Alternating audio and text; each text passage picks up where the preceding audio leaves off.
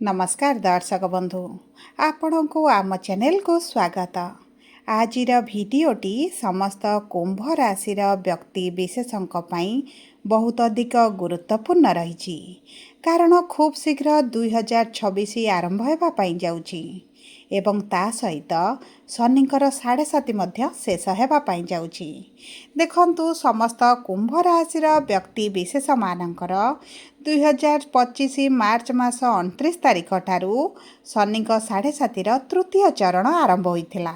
माने शनि आपणक राशि विदाय नेबा आरंभ करुथिले एवं प्रति राशि रे शनिकर 7.5 दीर्घ 30 वर्ष रे थरे आसी थाए एवं यही शनि 7.5 समय अधिकांश कुंभ राशि व्यक्ति मानक जीवन रे अर्थर समस्याटी बढ़ी जाइथिला।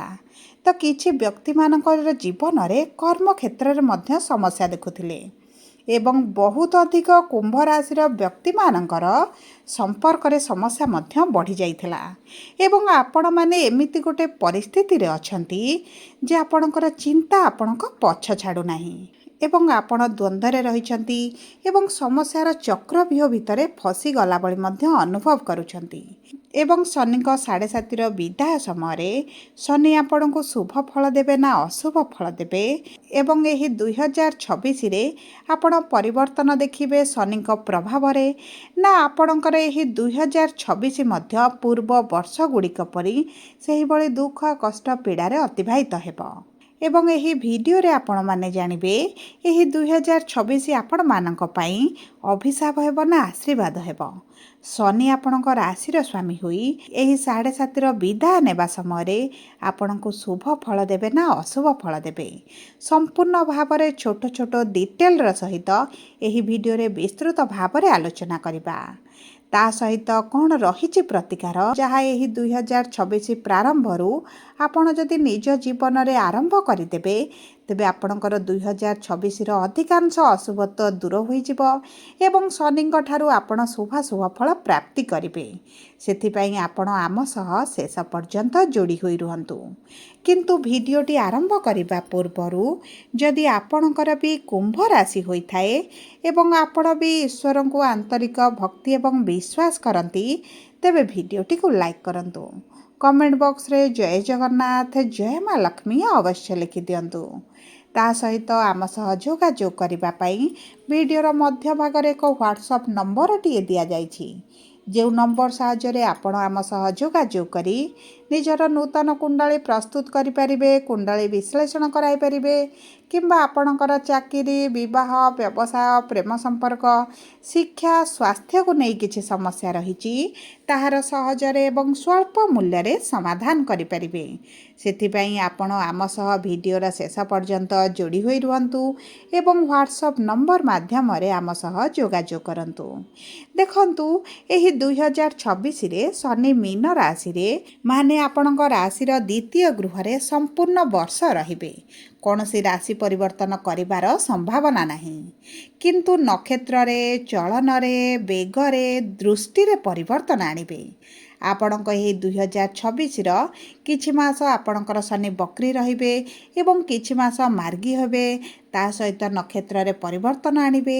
वर्तमान जो बृहस्पति नक्षत्र रे अछंती बुधंक नक्षत्र को गोचर करिवे तेणु करी प्रति मास रे आपणक जीवन रे एही परिवर्तन प्रभाव पड़िबा पई जाउछि। किछि मास गुड़िक आपणक पई शुभदायक रहिबो एवं किछि मास गुड़िक आपणक पई अशुभदायक मध्य रहिबो। सेथिपाई आपण आपणकर व्यस्त बहुल समय मध्यरु 10 मिनिट समय निज पाई दियंतु जानतु आपण को केउ केउ क्षेत्र रे सतर्क रहिबार आवश्यकता रहिछि। देखंतु एही वर्ष जून मास 2 तारिख दिन शनि उत्तर भाद्रपद नक्षत्र रु बाहरी रेवती नक्षत्र मा बुधंग नक्षत्र रे प्रवेश करिवे एवं एही बुधंग नक्षत्र रे रही आपणक आर्थिक क्षेत्र को बहुत अधिक प्रभावित करिवे एवं बुधंक नक्षत्र रे रहिबे माने बुधंक गृह रे रहिबे एवं बुध आपणक राशिर पंचम एवं अष्टम गृहर स्वामी तेणु करी शनि आपणकर एही दुईटी गृह को निश्चित भाव रे प्रभाव पकाइबे। देखंतु द्वितीय गृह हेउची बाणीर गृह धनर गृह प्रिय परिजनकर गृह कुटुंबर गृह आपणकर स्वास्थ्य गला पांटी दांतर मध्य गृह बोली कुहा जाय थाए। ତେଣୁକରି ଏହି ଗୃହରେ ଶନି ଆପଣଙ୍କର ବିରାଜମାନ ରହିବେ ମାନେ ଆପଣଙ୍କର ଏହି ସବୁ କ୍ଷେତ୍ରଗୁଡ଼ିକୁ ପ୍ରଭାବିତ କରିବେ। ସର୍ବପ୍ରଥମେ ଆପଣଙ୍କ ବାଣୀରେ ଆପଣଙ୍କୁ ମଧୁରତା ଆଣିବା ପାଇଁ ପଡ଼ିବ। କାରଣ ଶନି ଯେହେତୁ ଶୁଷ୍କ ଗ୍ରହ, ଆପଣଙ୍କୁ ଯେଉଁ କଥାଟି ଅସତ୍ୟ ଲାଗିବ, ମିଥ୍ୟା ଲାଗିବ, ଆପଣ ଯେଉଁ ଉତ୍ତର ଦେଇ ଦିଅନ୍ତି ଏବଂ ରୋକ୍ ଟୋକ୍ ଲଗାନ୍ତି, ସେହି ସବୁ କାର୍ଯ୍ୟରୁ ଆପଣ ଟିକେ ଦୂରରେ ରହିଲେ ଆପଣଙ୍କ ପାଇଁ ଭଲ ରହିବ। ଆପଣଙ୍କ ବାଣୀରେ ଯଦି ମଧୁରତା ଆଣିବେ, ଆପଣଙ୍କ କର୍ମକ୍ଷେତ୍ରରେ ବହୁତ ଅଧିକ ପରିବର୍ତ୍ତନ ଆସିବ। ଆପଣ କଥା କହି ମଧ୍ୟ କାର୍ଯ୍ୟ ହାସଲ କରିନେବେ। ତା ସହିତ ଆପଣଙ୍କର ଯେଉଁ ଧନ ସେଭିଙ୍ଗସ୍ ହେଇପାରୁନି, ଆପଣଙ୍କର କରଜ ବଢ଼ିଯାଇଛି, ଋଣ ବଢ଼ିଯାଇଛି, କରଜ ଶୁଝି ପାରୁନାହାନ୍ତି ଏବଂ ଦୀର୍ଘ 7.5 ବର୍ଷ ହେଲା ଆପଣଙ୍କର ଆର୍ଥିକ କ୍ଷେତ୍ରରେ ଯେଉଁ ସମସ୍ୟା ବଢ଼ି ଚାଲିଛି, ସେଥିରୁ ଆପଣ ମୁକୁଳିବା ପାଇଁ ଯାଉଛନ୍ତି। ତା ସହିତ ଆପଣଙ୍କର ଯେପର୍ଯ୍ୟନ୍ତ ଗୁରୁଙ୍କ ରାଶିରେ ରହିଛନ୍ତି, ଗୁରୁଙ୍କ ନକ୍ଷତ୍ରରେ ରହିଛନ୍ତି, ମାନେ ଜୁନ୍ ମାସ 2 ତାରିଖ ଭିତରେ ଆପଣଙ୍କର ଅଧିକାଂଶ କରଜ ଆପଣ ଶୁଝିପାରିବେ, ଆପଣଙ୍କର ଅର୍ଥ ସେଭିଂ କରିପାରିବେ ଏବଂ ତା ସହିତ ଆପଣଙ୍କ ଚତୁଃପାର୍ଶ୍ୱରେ ଯେଉଁ ଶତ୍ରୁ ବଢ଼ି ଯାଇଥିଲେ, ବର୍ତ୍ତମାନ ଆପଣଙ୍କ ସହ ମିତ୍ରତା କରିବା ଆରମ୍ଭ କରିବେ ଏବଂ ଆପଣଙ୍କର ଶତ୍ରୁମାନେ ଆପେ ଆପେ ଆପଣଙ୍କ ଠାରୁ ଦୂରକୁ ଚାଲିଯିବେ। ଦେଖନ୍ତୁ, ଆପଣଙ୍କ କୁଟୁମ୍ବ ପ୍ରିୟଜନଙ୍କ ପାଇଁ, ପରିବାର ପାଇଁ ବହୁତ ଅଧିକ ଭଲ ସମୟ ରହିବ। କିନ୍ତୁ ଆପଣଙ୍କ ବାଣୀରେ ଆପଣଙ୍କୁ ଯଦି ମଧୁରତା ଆଣନ୍ତି, ତେବେ ଆପଣଙ୍କର ଆର୍ଥିକ କ୍ଷେତ୍ର ସହିତ ଆପଣଙ୍କ ପାରିବାରିକ ସ୍ଥିତି ମଧ୍ୟ ସୁଧୁରିଯିବ। ତା ସହିତ ଶନିଙ୍କର ଯେହେତୁ ଦୃଷ୍ଟି ରହିଛି ଆପଣଙ୍କର ପଞ୍ଚମ ଗୃହକୁ, ଅଷ୍ଟମ ଗୃହକୁ ଏବଂ ଏକାଦଶର ଗୃହକୁ, ଏହି 3ଟି ଗୃହ ତ ନିଶ୍ଚିତ ଭାବରେ ପ୍ରଭାବିତ ହେବ। ଦେଖନ୍ତୁ, ଏକାଦଶ ଗୃହ ହେଉଛି ଆପଣଙ୍କର ମନସ୍କାମନାର ଗୃହ, ପ୍ରଫିଟ୍ର ଗୃହ, ଲାଭର ଗୃହ। ତେଣୁକରି ଆପଣଙ୍କ କର୍ମକ୍ଷେତ୍ରକୁ ମଧ୍ୟ ବହୁତ ଅଧିକ ପ୍ରଭାବିତ କରିବେ। ପୂର୍ବରୁ ଆପଣଙ୍କ କର୍ମକ୍ଷେତ୍ରରେ ଯେଉଁ ସମସ୍ୟା ବଢ଼ିଯାଇଥିଲା, ଶତ୍ରୁ ବୃଦ୍ଧି ହୋଇଥିଲେ, ବିଶେଷ ଭାବରେ ମିତ୍ର ରୂପରେ ଶତ୍ରୁ ମଧ୍ୟ ଆପଣଙ୍କ ଚତୁଃପାର୍ଶ୍ୱରେ ରହିଥିଲେ, ଆପଣଙ୍କ ବିରୁଦ୍ଧରେ ଷଡ଼ଯନ୍ତ୍ର ଚଳାଇଥିଲେ, ସେହି ସବୁ କ୍ଷେତ୍ରରେ ଆପଣ ନିଶ୍ଚିତ ଭାବରେ ପରିବର୍ତ୍ତନ ଦେଖିବେ। କାରଣ ଆପଣଙ୍କ ଶତ୍ରୁମାନେ ଦୂର ହୋଇଯିବେ, ଉଚ୍ଚ ଅଧିକାରୀଙ୍କ ସହିତ ଆପଣଙ୍କ ସମ୍ପର୍କ ଭଲ ରହିବ ଏବଂ ଆପଣ ଯେଉଁ ଆଳସ୍ୟପଣ ଲାଗୁଥିଲା, କର୍ମକ୍ଷେତ୍ରରେ ଆପଣ 100% ଦେଇପାରୁନଥିଲେ, ମନ ବିଚଳିତ ରହୁଥିଲା, ଡାଇଭର୍ଟ ରହୁଥିଲା, ଆପଣ ଚାକିରି ପରିବର୍ତ୍ତନ କରିବା ପାଇଁ ଚାହୁଁଛନ୍ତି, ଆପଣଙ୍କର ହୋଇପାରୁନଥିଲା, ପୋଷ୍ଟରେ ଚେଞ୍ଜ ହୋଇପାରୁନି, ଆପଣ ଗୋଟେ ଜାଗାରେ ଷ୍ଟକ୍ ହୋଇ ରହିଯାଇଥିଲେ, ସେହି ସବୁ କ୍ଷେତ୍ରରେ ଧୀରେ ଧୀରେ ପରିବର୍ତ୍ତନ ଆପଣ ଦେଖିବେ। ତା ସହିତ ଆପଣଙ୍କୁ ଯେଉଁ ସବୁ ଅଭିଯୋଗରେ, ଆଲିଗେସନରେ ଫସାଯାଇଛି, ଆପଣଙ୍କ ଉପରେ ଯେଉଁ ଆରୋପ ସବୁ ଲାଗିଛି, ସେଥିରୁ ଆପଣ 2026 ଜୁନ୍ ମାସ ପୂର୍ବରୁ ନିଶ୍ଚିତ ଭାବରେ ବାହାରକୁ ଆସିବେ। ଆପଣଙ୍କ ବ୍ୟବସାୟ ଯେଉଁ ଫସି ରହିଛି ଏବଂ କିଛି କୁମ୍ଭ ରାଶିର ବ୍ୟବସାୟ ମଧ୍ୟ ବନ୍ଦ ହୋଇଯାଇଛି, ଆପଣ ନୂତନ ଚାକିରି ସନ୍ଧାନରେ ରହୁଛନ୍ତି, ନୂତନ ବ୍ୟବସାୟ ସନ୍ଧାନରେ ରହିଛନ୍ତି, ସେମାନଙ୍କ ପାଇଁ ମଧ୍ୟ ବହୁତ ଅଧିକ ଶୁଭଦାୟକ ସମୟ ରହିବ ଏବଂ ଆପଣ ଚାକିରି ସହିତ କିଛି ବ୍ୟବସାୟ ଆରମ୍ଭ କରିପାରନ୍ତି କିମ୍ବା ଗୋଟେ ବ୍ୟବସାୟରେ ରହି ନୂତନ ବ୍ୟବସାୟ ଆରମ୍ଭ କରିବା ପାଇଁ ଚିନ୍ତା କରିପାରନ୍ତି ଏବଂ ତା ସହିତ ଆପଣ କିଛି ସାଇଡ୍ ଇନକମ୍ କରିବେ, ସାଇଡ୍ ବିଜନେସ୍ କରିବେ। ଆପଣଙ୍କର ଆର୍ଥିକ ସ୍ଥିତିକୁ ମଜବୁତ କରିବା ପାଇଁ ଆପଣ ବହୁତ ଅଧିକ ଚେଷ୍ଟା କରିବା, ପରିଶ୍ରମ କରିବା ଆରମ୍ଭ କରିବେ ଏବଂ ସବୁ ପରେ ଦେଖନ୍ତୁ, ଆପଣଙ୍କର ଯାହା ଅଭିଳାଷ ରହିଛି, ଯାହା ମନୋବାଞ୍ଛା ରହିଛି, ଜୁନ୍ 2 ତାରିଖ ପୂର୍ବରୁ ନିଶ୍ଚିତ ଭାବରେ ପୂରଣ ହୋଇଯିବ। କାରଣ ଆପଣଙ୍କର ମନସ୍କାମନାର ଗୃହକୁ ଶନିଙ୍କର 10ମ ଦୃଷ୍ଟି ରହିବ। ତେଣୁକରି ଆପଣଙ୍କର କିଛି ନା କିଛି ଅଭିଳାଷ, ନିଜ କ୍ୟାରିୟରରେ ସଫଳତା ମିଳିବ, ଆପଣଙ୍କର ବହୁତ ଗୁଡ଼ିଏ ଅଭିଳାଷ ପୂରଣ ହୋଇଯିବ ଏବଂ ଦେଖିବେ ଆପଣଙ୍କର ଯେଉଁ 7.5 ବର୍ଷ ହେଲା ସମସ୍ୟା ଚାଲିଥିଲା, ଆପଣ ସେଥିରୁ ଧୀରେ ଧୀରେ ବାହାରକୁ ବାହାରିବା ଅନୁଭବ କରିବେ।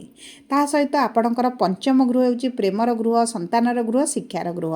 ତେଣୁକରି ଶିକ୍ଷା କ୍ଷେତ୍ରରେ ଆପଣଙ୍କର ଯେଉଁ ସବୁ ସମସ୍ୟା ରହିଛି, ଆପଣଙ୍କ ପାଠରେ ମନ ରହୁନି, ଆପଣଙ୍କ ରେଜଲ୍ଟ ଭଲ ଆସୁନି, ଆପଣ ବାରମ୍ବାର ବିଫଳତା ଦେଖୁଛନ୍ତି, ଆପଣଙ୍କ ଚାକିରିରେ ସମସ୍ୟା ହେଉଛି ଏବଂ ଦେଖନ୍ତୁ, ଶିକ୍ଷା କ୍ଷେତ୍ରରେ ଆପଣ ନିଶ୍ଚିତ ଭାବରେ ସମସ୍ୟା ଦେଖୁଥିଲେ, କିନ୍ତୁ ଚିନ୍ତା କରିବାର କୌଣସି ଆବଶ୍ୟକତା ନାହିଁ, ନିରାଶ ହେବାର କୌଣସି ଆବଶ୍ୟକତା ନାହିଁ। କାରଣ ଶନିଙ୍କର ଦୃଷ୍ଟି ରହିବା ସହିତ ଗୁରୁ ମଧ୍ୟ ଆପଣଙ୍କର ପଞ୍ଚମ ଗୃହରେ ରହିବେ ଏବଂ ଜୁନ୍ ମାସ ପର୍ଯ୍ୟନ୍ତ ଗୁରୁ ଆପଣଙ୍କ ପଞ୍ଚମ ଗୃହରେ ରହି ଆପଣଙ୍କ ଶିକ୍ଷା କ୍ଷେତ୍ରରେ ଉନ୍ନତି ଆଣିବେ। ଆପଣ ଉଚ୍ଚଶିକ୍ଷା କରିପାରନ୍ତି, ଆପଣ ଯଦି କିଛି ପରୀକ୍ଷା ଦିଅନ୍ତି, ଇଣ୍ଟରଭ୍ୟୁ ଦିଅନ୍ତି, ଏଣ୍ଟ୍ରାନ୍ସ ଦିଅନ୍ତି, ସେଥିରେ ମଧ୍ୟ ସଫଳତା ପାଇବେ। ଯେଉଁମାନେ ପ୍ରେମ ସମ୍ପର୍କରେ ଥିଲେ, ପ୍ରେମ ସମ୍ପର୍କରେ ଝଗଡ଼ା ବଢ଼ିଥିଲା, ମନମାଳିନ୍ୟ, ମତଭେଦ ବଢ଼ିଥିଲା ଓ ଆପଣଙ୍କ ସାଥୀଙ୍କର କିଛି ବ୍ୟବହାରରେ ପରିବର୍ତ୍ତନ ହୋଇଥିଲା, ଯାହା ଆପଣଙ୍କୁ ଏତେଟା ପସନ୍ଦ ଆସୁନଥିଲା ଏବଂ ଦେଖନ୍ତୁ, ବିଭିନ୍ନ ପ୍ରକାର ସମସ୍ୟା ଯାହା ଆପଣଙ୍କୁ ଅସନ୍ତୋଷ କରୁଥିଲା ଆପଣଙ୍କ ପ୍ରେମ ସମ୍ପର୍କରେ, ସେହି ସବୁ ଅସନ୍ତୋଷ ଗୁଡ଼ିକ ଆପଣଙ୍କର ଦୂର ହୋଇଯିବ।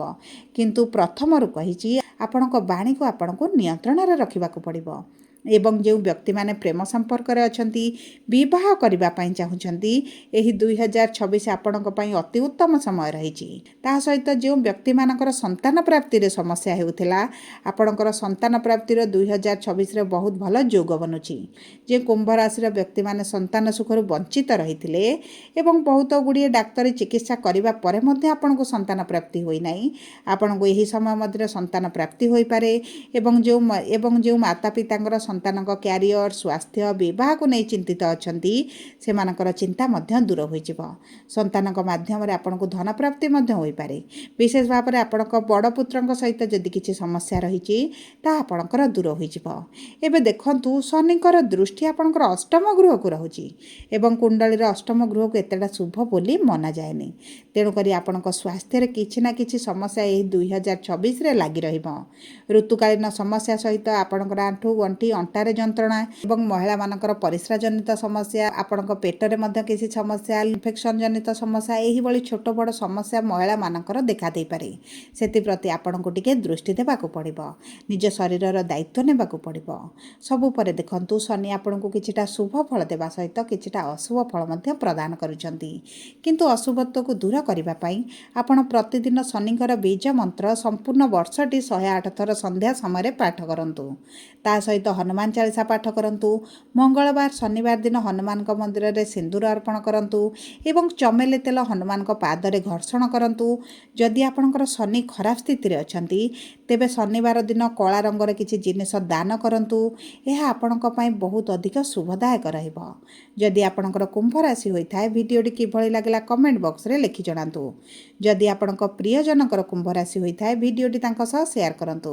ଯଦି ପ୍ରଥମ ଥର ଆମ ଚ୍ୟାନେଲକୁ ଆସିଛନ୍ତି, ଚ୍ୟାନେଲଟିକୁ ସବସ୍କ୍ରାଇବ୍ କରନ୍ତୁ। ପାଖରେ ଥିବା ବେଲ୍ ଆଇକନକୁ ପ୍ରେସ୍ କରନ୍ତୁ।